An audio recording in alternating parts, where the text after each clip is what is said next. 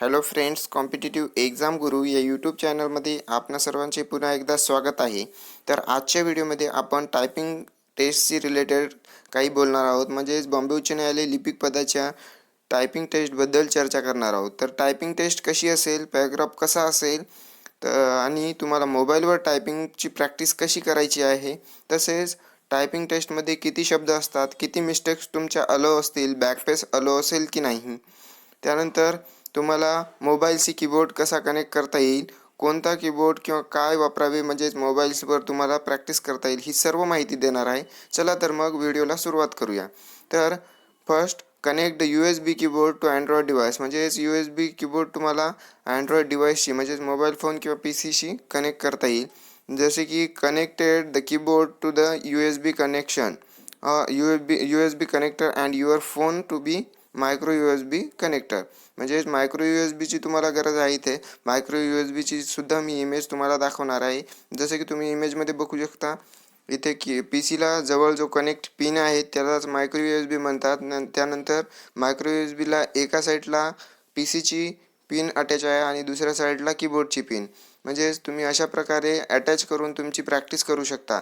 त्यानंतर the keyboard will be automatically connect just as it connects to your PC. जसं तुम्ही इमेजमध्ये बघताय PC connect होत आहे, तसंच तुमचा मोबाईलसुद्धा ऑटोमॅटिकली कनेक्ट होईल. तुम्हाला सेटिंग वगैरे काही करायची गरज नाही. त्याच्यानंतर open any app and start the typing on the keyboard and on the text will be start appearing. तुम्ही त्यानंतर कोणत्या ॲप्समध्ये, जसे की for example word, MS word म्हणून ॲप्स आहे, ती ॲप्स तुम्ही डाउनलोड करा. त्यानंतर तुम्ही मोबाईलला USB अशा प्रकारे कीबोर्ड थ्रू कनेक्ट करा. त्यानंतर तुम्ही टायपिंग करू शकता. तर नेक्स्ट इमेज बघूया आपण, जी आहे मोबाईलशी कनेक्ट केलेली. अशा प्रकारे तुम्हाला OTG केबल किंवा USB थ्रू तुम्हाला कीबोर्ड आपल्या मोबाईलला कनेक्ट करता येईल. तो OTG केबल होता, हा USB केबल आहे, मायक्रो USB.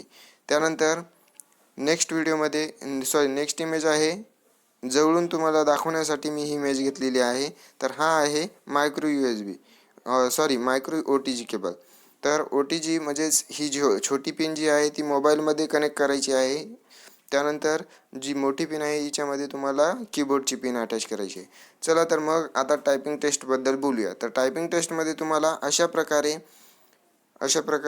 जवळपास 400 शब्दांचा किंवा 800 शब्दांचा तुम्हाला पॅराग्राफ दिला जाईल.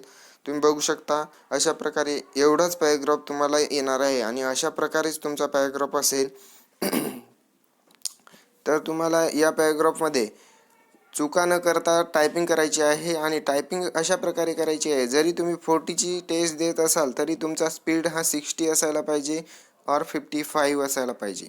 कारण तिथे पॅराग्राफ थोडा लेंथली असतो आणि यामध्ये तुम्हाला टायपिंग करता वेळेस बॅकपेस घेता येणार नाही, कारण बॅकपेस बॉम्बे उच्च न्यायालयाच्या कोणत्याही भरतीमध्ये अलाउ नसते.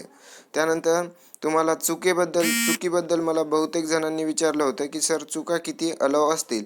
तर यामध्ये तुम्हाला, जसे की तुम्ही टायपिंग टेस्टमध्ये कम्प्युटरवर जेव्हा टायपिंग देता, जनरली टायपिंग जेव्हा करता तेव्हा तुम्हाला 50 जर टायपिंग असेल तर 35 तुम्हाला मिस्टेक्स अलाउ असतील आणि 40 जर असेल तर 25 मिस्टेक्स अलाउ असतात.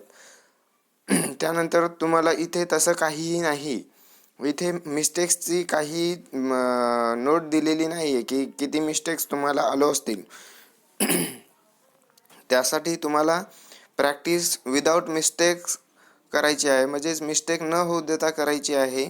त्यानंतर तुमच्या ज्या मिस्टेक्स असतील त्या मिस्टेक्स जर टाळायच्या असतील तर तुम्हाला सुरुवातीला हळू प्रॅक्टिस करायची आहे, काळजीपूर्वक प्रॅक्टिस करायची आहे आणि बॅकपेस तुमचा बंदच असू द्या.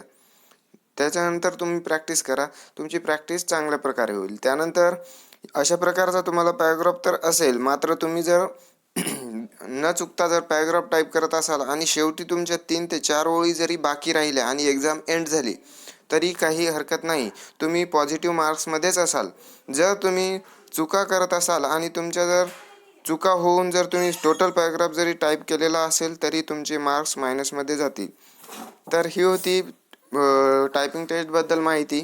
तर पुढील व्हिडिओमध्ये आपण काही न्यू अपडेट घेऊन येणार आहोत, जी बॉम्बे उच्च न्यायालय लिपिक भरती संदर्भात असणार आहे आणि लवकरच तुमची शॉर्टलिस्ट लागणार आहे.